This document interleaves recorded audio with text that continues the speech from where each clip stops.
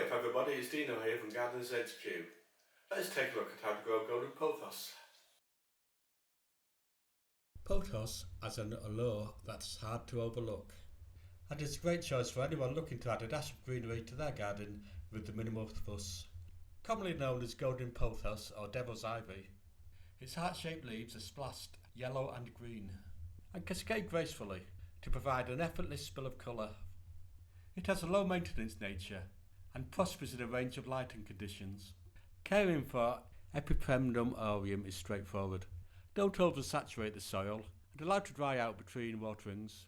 This forgiving plant can endure occasional neglect with grace. It grows best in USDA zones 9 to 12.